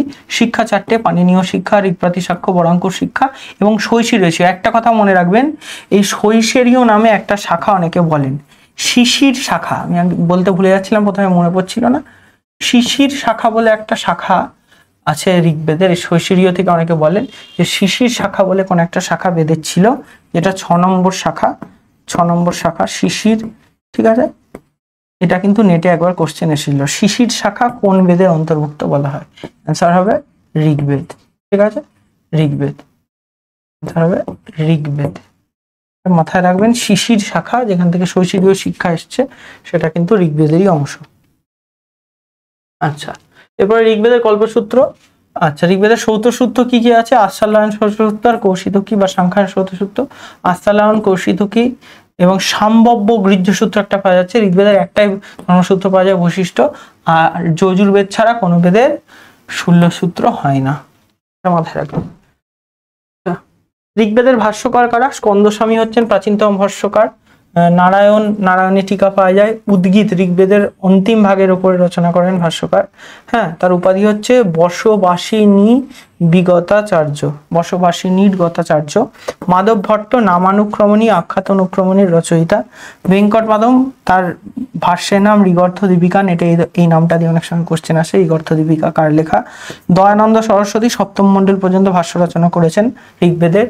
ধনুষ্কযজ্জোয়া, ইনি ত্রিবেদী ভাষ্যকার নামে পরিচিত, 3টে বেদের উপরে ভাষ্য রচনা করেন। আনন্দ তীর্থ প্রথম 40টি সূক্তের উপরেও ভাষ্য রচনা করেন। সায়নাচার্য আর কি বলবো, জ্যেষ্ঠ ভাদা মাধবাচার্যের প্রেরণায় রচনা করেন, তার ভাষ্যের নাম মাধব ভাষ্য। বিখ্যাত ভাষ্যকার, বেদের সবচেয়ে শ্রেষ্ঠ ভাষ্যকার হচ্ছেন সায়নাচার্য। 1400 বা 1500 শতকে তিনি ভাষ্য রচনা করেন এবং আজও তার ভাষ্যের উপরে ভাষ্য কারুর নেই, এখনো সবাই মনে করে। আত্মানন্দ ঋগ্বেদের অশ্ববামীয় সূক্তের উপরে ভাষ্য লেখেন। সিদ্ধেশ্বর স্বামী মারাঠি ভাষায় ভাষ্য রচনা করেন, আর্যমুনি হিন্দি ভাষায় ভাষ্য রচনা করেন। আচ্ছা, ওয়েস্টার্ন কারা, মানে পাশ্চাত্য হচ্ছে প্রথম ইংরেজিতে আঙ্গল মানে হচ্ছে ইংলিশ, ইংলিশে কে অনুবাদ করেন, প্রথম ইংলিশে অনুবাদ করেন হচ্ছে গ্রিফিথ, ঠিক আছে, উনি পদ্য অনুবাদ করেন। উইলসন প্রথম করেন ইংলিশ অনুবাদ, উইলসন প্রথম করেন। গ্রাসমান হচ্ছে জার্মান প্রথম অনুবাদ। গ্রাসমান ঋগ্বেদিক কোষও রচনা করেন, ভেদিক ওয়ার্ড কনকর্ডেন্স, ওনার ভেদিক ওয়ার্ড কনকর্ডেন্স। গ্রিফিথ আঙ্গল মানে ইংরেজিতে পদ্য প্রথম অনুবাদ করেন। ম্যাকডোনাল্ড ও কিথ মিলে ঋগ্বেদের একটা শব্দসূচি রচনা করেন, ওটার নাম মূলত ওইটাই মূলত ভেদিক ওয়ার্ড কনকর্ডেন্স নামে পরিচিত। খুব সুন্দর একটা শব্দকোষ এটা আছে। সামবেদ, সাম শব্দের অর্থ গান, অর্থাৎ সামবেদ হলো বৈদিক ঋষিদের গীত সংকলন, ঠিক আছে। এই বেদ সঙ্গীতের মাধ্যমে পরম জ্ঞানকে মানুষের কাছে প্রেরণ করছে, ঠিক আছে। যেহেতু গানের মাধ্যমে অতি সহজে মানুষের অন্তর পরিতৃপ্ত করা যায়, সেই জন্য ভগবান কৃষ্ণ গীতায় বলেছেন বেদানাং সামবেদোস্মি, ঠিক আছে। সাম মানেই এখানে বলা হচ্ছে গান, ঠিক আছে, সাম কথাটার মাধ্যমে গীতের সংকলন। এবং শ্রীকৃষ্ণ গীতাতে নিজেকে সামবেদ বলেছেন, ভাবুন কতটা গুরুত্ব। বলা হয় সা এবং অম, এই দুটি শব্দের মিলিত রূপই হচ্ছে সাম। সা অমশ্চেতি সামস্ত ইতি। সা শব্দের অর্থ হচ্ছে ঋক, ঠিক আছে, আর অম শব্দের অর্থ হলো গান্ধার আদি সপ্তস্বর। অর্থাৎ ঋক মন্ত্রগুলো যখন সপ্ত স্বর যোগে পাঠ করা হয়, ঋক মন্ত্রগুলো সা রে গা মা সপ্ত সুর যখন স্বর সহযোগে পাঠ হয়, সরজ ঋষভ গান্ধার প্রভৃতি স্বর সহযোগে পাঠ করা হয়, তখন সেটা হয়ে ওঠে সামবেদ, ঠিক আছে। গীতি রূপা মন্ত্রা, ঠিক আছে। সামবেদের বেশিরভাগ মন্ত্রই হচ্ছে ঋক মন্ত্র, তাই ঋককে সামের জনি বলা হয়। সামবেদের নিজের মন্ত্র খুবই কম, 80% মন্ত্রই হচ্ছে ঋগ্বেদ থেকে নেওয়া।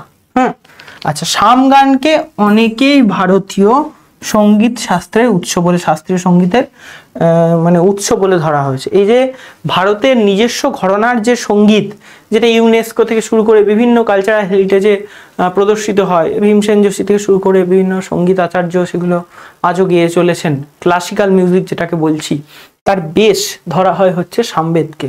কারণ সামবেদেই প্রথম সুর সহযোগে পাঠ করার নির্দেশ পাওয়া যায়, প্রথম উদাহরণ পাওয়া যায়। এবং সুরগুলো কি কি হবে আজও, সা রে গা মা পা ধা নি সা, যেটা আমরা বলি সরজ ঋষভ গান্ধার মধ্যব পঞ্চম ধৈবত, এই যে 7টা স্বর, সেটা বেদ থেকেই নেওয়া হয়েছে, ঠিক আছে। সামবেদের মহাভাষ্যকার পাতঞ্জলি মতে 1000টি শাখা আছে, বিষ্ণু পুরাণ মতে 1000টি, আর সত্যব্রত সামশ্রমীর মতে মাত্র 13টি শাখা আছে, ঠিক আছে। বর্তমানে মাত্র 3টি শাখা পাওয়া যায়, রামায়ণীয়, কৌথুমীয় এবং জৈমিনীয়। হ্যাঁ, এর মধ্যে কৌথুমী শাখা সর্বাধিক প্রচলিত। এই কৌথুমী শাখা বাংলা, কাশী, কান্যকুব্জ, গুজরাট এইসব দেশে প্রচলিত। রামায়ণী শাখা মহারাষ্ট্রে, এই যে রামায়ণী শাখা একমাত্র মহারাষ্ট্রে চলে, আর জৈমিনীয় শাখা কর্ণাটকে চলে, ঠিক আছে। এই পয়েন্টগুলো মাথায় রাখতে হবে। এরপরে সামবেদকে দুটো ভাবে ভাগ করা হয়, পূর্বার্চিক আর উত্তরার্চিক। পূর্বার্চিক আবার 4টি ভাবে বিভক্ত, আগ্নেয় পর্ব, ইন্দ্র পর্ব, পবমান পর্ব এবং আরণ্যক পর্ব। হ্যাঁ, পূর্বার্চিকে ছন্দ বা ছন্দসী বা ছন্দশিখা নামে অভিহিত করা হয়। উত্তরার্চিকের কোনো ভাগ নেই, উত্তরার্চিকে গান নামে ডাকা হয়। মন্ত্রগুলি পারম্পর্য অনুযায়ী সজ্জিত থাকে। আচ্ছা, ঋক গানের সংগ্রহকে বলা হয় আর্চিক। যেখানে ঋক গানের সংগ্রহ একত্রিত করা হয় সেটাকে আর্চিক বলা হয়। পূর্বার্চিক আবার 6টি প্রপাঠকে বিভক্ত, প্রতিটি প্রপাঠকে 10টি করে সূক্ত আছে। এই 10টি সূক্তের সংকলনকে দশতী নামে ডাকা হয়। মানে সামবেদকে আসলে দশতী মানে নামে ডাকা হয়, ঠিক আছে, এটা মাথায় রাখবেন। ঋগ্বেদকে আলাদাভাবেও ডাকা হয়, সেটা 10টা মণ্ডলের জন্য, সামবেদেও কিন্তু দশতী আছে। উত্তরার্চিকে 21টা অধ্যায় আছে, আর কি বলে আমাদের পূর্বার্চিকে বলা হয়েছিল 6টি প্রপাঠক আছে, অধ্যায় আর প্রপাঠক কিন্তু আলাদা। 400 সাম আছে। এছাড়াও আর্চিকের সঙ্গে যুক্ত সামগানের 4টি গ্রন্থ পাওয়া যায়, কি কি? গ্রাম গেয় গান, অরণ্য গেয় গান, উহ গান আর উজ্জ গান। এই চার ভাবে মানে সামগান গাওয়া যায়, গ্রামে, অরণ্যে, উহ আর উজ্জ, ঠিক আছে। গ্রামগেয় গানকেই প্রকৃতি গান বা জনি গানও বলা হয়। উজ্জ গানের অপর নাম হচ্ছে রহস্য গান। এগুলো সব নেটের জন্য ইম্পর্টেন্ট। গ্রামগেয় গানকে প্রকৃতি বা জনি গান বলে, এগুলো পরীক্ষার জন্য ইম্পর্টেন্ট, যে কোনো পরীক্ষায় কোশ্চেনটা আসতে পারে। আর উজ্জ গানের অপর নাম হচ্ছে রহস্য গান, এটা আমাদের মাথায় রাখতে হবে। এরপরে মন্ত্র সংখ্যা, কৌথুমী শাখা অবলম্বনে, যেহেতু কৌথুমীটা সবচেয়ে বেশি প্রচলিত, পূর্বার্চিকে আসে 650টা আর উত্তরার্চিকে আছে 1225টা, বেশি মন্ত্র আছে। এর মধ্যে ঋগ্বেদের মন্ত্র 1500, তাই 600 আর 1200তে হচ্ছে 1875টা মন্ত্র, তার মধ্যে 1500 মন্ত্র ঋগ্বেদের। অর্থাৎ সাংবেদের নিজস্ব মন্ত্র মাত্র 371টা 1800-র মধ্যে, অধিকাংশ মন্ত্রই গায়ত্রী ছন্দে বিধৃত। তাই বলেছিলাম যে সামবেদের 80% মন্ত্র ঋগ্বেদ থেকে নেওয়া, তাহলে 1800-র মধ্যে যদি 1500 বাদই চলে যায়, থাকে 371, মানে ধরে নিন প্রায় 80% মন্ত্রই ঋগ্বেদ থেকে নেওয়া। আচ্ছা, কৃষ্ণদ্বৈপায়ন বেদব্যাস বেদকে 4টি ভাগে ভাগ করে পৈলকে দিয়েছিল ঋগ্বেদ আর জৈমিনীকে দিয়েছিল সামবেদ। হ্যাঁ, জৈমিনীর পুত্র সুমন্তু, সুমন্তু তার পুত্র সুন্নান, এবং সুন্নান নিজের পুত্র সুকর্মকে সামবেদের শিক্ষা দেন। এগুলো সামবেদের প্রাচীন পরম্পরা। মুখ্য আচার্য জৈমিনী হবেন, প্রথম তিনি পাঠ করেছিলেন। এখানে মুখ্য দেবতা সূর্য হবে। তত্ত্বমসি ছান্দোগ্য উপনিষদের বিখ্যাত মহাবাক্য এখানে রয়েছে। পদপাঠকর প্রথম গার্গ, এর উপবেদ হচ্ছে গন্ধর্ববেদ। আচ্ছা, সামগান কয় প্রকার? 5 প্রকার। প্রস্তাব, উদ্গীত, প্রতিহার, উপদ্রব, নিধান। আর সামের বিকার হচ্ছে 6 প্রকার। এটা বিকার, বিশ্লেষণ, বিকর্ষণ, অভ্যাস, বিরাম ও স্তোম। ঠিক আছে। মুখ্য সামবেদের মুখ্য ঋত্বিক হচ্ছে উদ্গাতা, আর সহকারী ঋত্বিক হচ্ছে প্রস্তাতা, প্রতিহর্তা, সুব্রহ্মণ্য। এগুলো সব মুখস্থ রাখতে হবে আমাদের। আচ্ছা, কৌথুমী 3টে শাখা, কৌথুমী, রানায়নীয়, জৈমিনীয়। ব্রাহ্মণ কিন্তু 8খানা সামবেদের, এই লিস্টটা মাথায় রাখতে হবে, খুব বড়। প্রৌঢ় ব্রাহ্মণ বা পঞ্চবিংশ ব্রাহ্মণ, ষড়বিংশ ব্রাহ্মণ, সাংবিধান ব্রাহ্মণ, আর্ষীয় বা জৈমিনী ব্রাহ্মণ, দেবতাধ্যায় ব্রাহ্মণ, ছান্দোগ্য ব্রাহ্মণ, সংহিত উপনিষদ ব্রাহ্মণ, বংশ ব্রাহ্মণ। এই 8টা ব্রাহ্মণ কিন্তু আমাদের মুখস্থ রাখতে হবে। দুটোই আরণ্যক, তবলকার এবং ছান্দোগ্য আরণ্যক। দুটো উপনিষদ, ছান্দোগ্য উপনিষদ আর কেনোপনিষদ, দুটোই বিখ্যাত উপনিষদ। আচ্ছা, শিক্ষা কি কি? নারদীয় শিক্ষা, ঋক তন্ত্র প্রতিসাক্ষ্য, পুষ্যসূত্র প্রতিসাক্ষ্য, পুষ্প হবে। আচ্ছা, অক্ষরতন্ত্রম এবং সামতন্ত্রম, 5টা শিক্ষা গ্রন্থ পাওয়া যাচ্ছে সামনে। স্রোতসূত্র হচ্ছে লাট্টায়ন স্রোতসূত্র, অনেক কটা স্রোতসূত্র আছে। দ্রাহায়ন, মশক, খাদির, জৈমিনীয়। আর গৃহ্যসূত্র খাদির, গভীর, গৌতম, জৈমিনীয়। ধর্মসূত্র একটাই, গৌতম ধর্মসূত্র। সামবেদের নেই, শুধুমাত্র যজুর্বেদের আছে শূল্যসূত্র। আচ্ছা, ভাষ্যকার প্রথম মাধব ভাষ্য রচনা করেন, ভাষ্যের নাম বিবরণ। ভরত স্বামী শ্রীরঙ্গাক্ষ বৈষ্ণব তীর্থের রচনা করেন। গুণ বিষ্ণু ছান্দোগ্য মন্ত্রের ভাষ্য রচনা করেন, এছাড়াও তিনি নতুন সামর্থ্য ব্যাখ্যা করেন। তুলসীদাস প্রথম হিন্দি ভাষায় ভাষ্য রচনা করেন। মহিধর বেদদ্বীপ নামক, এটা কিন্তু নেটে কোশ্চেন আছে, নামটা যেহেতু আছে, ভাষ্য রচনা করেন। সায়নাচার্য ঋক, সাম, যজু, অথর্ব 4টে বেদেরই ভাষ্য রচনা করেন, এটা নিয়ে কোনো ডাউট নেই। আর তার বইয়ের নাম হচ্ছে দাদার নামে নাম মাধব ভাষ্য। আচ্ছা, অনন্তাচার্য হলায়ুত, দৈবজ্ঞ সূর্য পণ্ডিত, আনন্দচন্দ্র বাগী সিন্ধি সামবেদের ভাষ্য রচনা করেন বলে জানা যায়।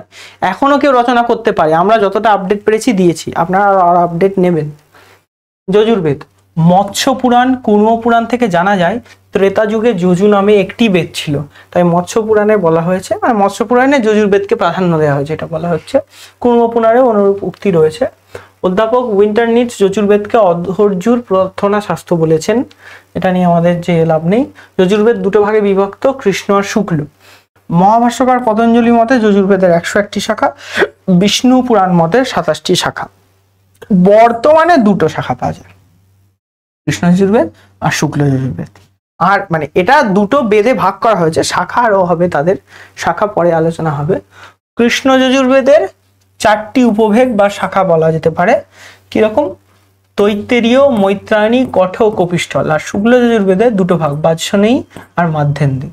বাৎসনেয়ী আর কাণ্ড, বাৎসনেয়ীকে মধ্যাহ্নদিন বলা হয়, আর একটা কাণ্ড শাখা।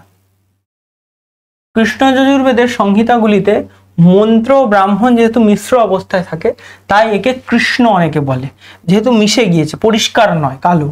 আর শুক্ল যজুর্বেদের সংহিতাগুলিতে মন্ত্র আর ব্রাহ্মণ পৃথক পৃথক ভাবে দেখা যায় বলে অনেকে এটাকে শুক্ল যজুর্বেদ বলে ডাকে। আরো অনেক গল্প আছে, সেইগুলোতে যাব না, মূলত এই কারণগুলোকে আমরা ধরে এগোবো। কৃষ্ণ যজুর্বেদের তৈত্তিরীয় শাখা অনুযায়ী 7টি কাণ্ড, 44টি প্রপাঠক, 631টি অনুবাক, 2198টি মন্ত্র। মৈত্রেয়ানী শাখা অনুযায়ী 4টি কাণ্ড, 54টি প্রপাঠক, 634টি অনুবাক, 2144টি মন্ত্র। কট শাখা অনুযায়ী 40টি স্থানক, 84টি অনুবাক, 3091টি মন্ত্র। কপিষ্ঠল শাখায় 6টি অষ্টক, 48টি অধ্যায় আছে। আবার শুক্ল যজুর্বেদের বাৎসনীয় অনুযায়ী 40টি শাখা, 40টি অধ্যায়, 30টি অনুবাক, 1975টি মন্ত্র। কান্য শাখায় 40টি অধ্যায়, 328টি অনুবাক, 2066টি মন্ত্র বা কণ্ডিক আছে। ইউজুয়ালি এই 2198টা দিয়ে সবাই ডিফাইন করে, মানে 2000 থেকে 1800 থেকে 2000, 1900 থেকে 2000 পর্যন্ত বা 2100 পর্যন্ত মন্ত্র যজুর্বেদে আছে এরকম ধরা হয়, মানে গড় করে, ঠিক আছে, 1900 থেকে 2100। মুখ্যাচার্য বৈশম্পায়ন, মানে প্রথম বেদব্যাস, বৈশম্পায়ন যেমন পৈলকে ঋগ্বেদ, জৈমিনীকে সামবেদ, বৈশম্পায়নকে দেন যজুর্বেদ। মুখ্য দেবতা বায়ু, আগেরটায় সূর্য ছিল সামবেদে, স্ব মিল আছে দেখুন। আচ্ছা, এইখানকার মহাবাক্য হচ্ছে অহম ব্রহ্ম, বৃহদারণ্যক উপনিষদের বিখ্যাত উক্তি অহম ব্রহ্মাস্মি, আমি ব্রহ্ম। পদপাঠকার সাকল্য প্রথম শুক্ল যজুর্বেদের, আর সে হচ্ছে কৃষ্ণ যজুর্বেদের, উপবেদ হচ্ছে ধনুর্বেদ। আচ্ছা, মুখ্য ঋত্বিক হচ্ছে অধৈর্য্য যজুর্বেদের, আর সহকারী ঋত্বিক হচ্ছে প্রতিপস্থাতা, নিষ্ঠা, উন্নেতা, ঠিক আছে। এরপরে সংহিতা মাধ্যন্দিন বা বাৎসনী শাখা, তার ব্রাহ্মণের নাম শতপথ, বৃহদারণ্যক তার আরণ্যকের নাম, এবং এর উপনিষদ হচ্ছে ঈশাবাস্য উপনিষদ আর বৃহদারণ্যক উপনিষদ। আর শিক্ষা গ্রন্থের নাম বাৎসনী, প্রাতিসাক্ষ্য আর যাজ্ঞবল্ক্য শিক্ষা। এবার কান্য শাখা, সেটাও শুক্ল যজুর্বেদের, শতপথ ব্রাহ্মণ কান্য শাখারও আছে একই ব্রাহ্মণ নামে। বৃহদারণ্যক কান্য শাখার আছে, বৃহদারণ্যক উপনিষদ তো রয়েছে। আচ্ছা, এখানে আলাদা কিছু নেই। এরপরে কৃষ্ণ যজুর্বেদে আসি। কৃষ্ণ যজুর্বেদের তৈত্তেরীয়, মৈত্রায়নী, কট আর কপিষ্ঠল। তার মধ্যে তৈত্তেরীয় ব্রাহ্মণ, মৈত্রায়নী ব্রাহ্মণ, কট ব্রাহ্মণ এবং কপিষ্ঠল ব্রাহ্মণ, কঠ ব্রাহ্মণ, কপিষ্ঠল ব্রাহ্মণ। তৈত্তেরীয় আরণ্যক এবং মৈত্রায়নী আরণ্যক পাওয়া যায়। উপনিষদ অনেক কটা, কঠ উপনিষদ, মৈত্রায়নী উপনিষদ, তৈত্তেরীয় উপনিষদ এবং শ্বেতাসত্তর উপনিষদ। শিক্ষা গ্রন্থ অনেক কটা, 8টা পাওয়া যাচ্ছে। মাধ্যন্দিনী শিক্ষা, তৈত্তেরীয় প্রাতিসাক্ষ্য, বাশিষ্ঠী শিক্ষা, মান্ডব্য শিক্ষা, ভরদ্বাজ শিক্ষা, অবসান নির্ণয়। দেখুন নামগুলো একটু চেঞ্জ আছে, সবসময় শিক্ষা নামে নেই, কখনো প্রাতিসাক্ষ্য নামেও আছে, কখনো নির্ণয় নামে আছে। আচ্ছা, যজুর্বেদের 16 সূত্র থাকবে, আগেই বলেছি। স্রোত সূত্র কি কি? কাত্যায়ন, বৌধায়ন, আপস্তম্ভ, সত্যাসার, বৈখানস, ভরদ্বাজ, কট, মৈত্রী। গৃহ্য সূত্র তাই কাত্যায়ন, বৌধায়ন, আপস্তম্ভ, সত্যাসার, বৈখানস, ভরদ্বাজ, কট, বাধুল একটা আলাদা এখানে। আর ধর্মসূত্র অনেক কটা পাওয়া যায় যজুর্বেদে, বৌধায়ন, অপস্তম্ভ, বৈখানস, হারিত, শঙ্খ, বিষ্ণু, বশিষ্ঠ, হিরণ্যকেশী। শূল্যসূত্র কি? কাত্যায়ন, বৌধায়ন, আপস্তম্ভ, মৈত্রায়নী, মানব, বরাহ, বাধুল। আচ্ছা, ভাষ্যকারকে হলায়ুত কান্য যজুর্বেদের উপর সংহিতা রচনা করেন, নাম ব্রাহ্মণ সর্বস্বম, নেটের জন্য ইম্পর্টেন্ট, হ্যাঁ, নেট পরীক্ষার জন্য ইম্পর্টেন্ট, এসএলএসটির জন্য বটেই। অনন্ত আচার্য কান্য যজুর্বেদের উপর সংহিতা রচনা করেন, তার নাম ভাবার্থ দীপিকা, নাম মুখস্থ রাখবেন। মহিধর মাধ্যন্দিন শাখার উপর ভাষ্য প্রণয়ন করেন। ভট্ট ভাস্কর ইনি জ্ঞানযোগ্য ভাষ্য লেখেন কৃষ্ণ যজুর্বেদের উপর। এই নামগুলো খুব খুব খুব ইম্পর্টেন্ট, নেট, এসএলএসটি সব পরীক্ষার জন্য, ঠিক আছে। ভবস্বামী তৈত্তেরীয় সংহিতার উপর ভাষ্য লেখেন। উবট মাধ্যন্দিন শাখার উপর উবট ভাষ্য লেখেন। আয়নাচার্য প্রথমে কৃষ্ণ যজুর্বেদের পরে, তারপরে আবার শুক্ল যজুর্বেদের উপরে ভাষ্য রচনা করেন। দয়ানন্দ সরস্বতী শুক্ল যজুর্বেদ সংহিতার উপরে ভাষ্য রচনা করেন। অনুবাদ প্রথম করেন এগলিম, শতপথ ব্রাহ্মণের ইংলিশে। এগলিম প্রথম ইংলিশ অনুবাদ করেন। কিথ তৈত্তেরীয় সংহিতার করেন, ঠিক আছে। তারপরে তৈত্তেরীয় সংহিতার কিথ ইংলিশে অনুবাদ করেন, ঠিক আছে। আচ্ছা, এরপরে হচ্ছে অথর্ববেদ। অথর্ববেদ হচ্ছে প্রাচীন নাম, তার হচ্ছে অথর্বাঙ্গিরস বেদ। অথর্ববেদের প্রাচীন নাম হচ্ছে অথর্বাঙ্গিরস বেদ। মনে করা হয় যে অথর্ব ও অঙ্গিরস নামে 2 ঋষির দৃষ্ট মন্ত্রসমূহের পরিণামই হচ্ছে অথর্ববেদ। অথর্ব নামক ঋষির দৃষ্ট মন্ত্রগুলো হচ্ছে শান্তি পৈষ্টিক। অথর্ব বলে ঋষির যে নামগুলো সেগুলো হচ্ছে শান্তি পৈষ্টিক, আর অঙ্গিরস নামক ঋষির দৃষ্ট মন্ত্রগুলো হচ্ছে আভিচারিক মন্ত্র। অতএব অথর্ববেদে 2 ধরনের মন্ত্র দেখতে পাওয়া যায়, একটা হচ্ছে শান্তি পৈষ্টিক, একটা হচ্ছে আভিচারিক। সুতরাং শুভ অশুভ ইন্দ্রজাল বিষয়ক মন্ত্র প্রতিপাদক বেদি হল অবতার সঙ্গে ভিন্তানিজের উক্তি আছে একটা বিখ্যাত। সোজা কথায় শান্তি পৈষ্টিক মানে যাতে শান্তি বিরাজ করে, সব কিছু ঠিকঠাক হয়, শান্তভাবে হয়, মঙ্গলময় হয়ে ওঠে, সেই ধরনের মন্ত্র।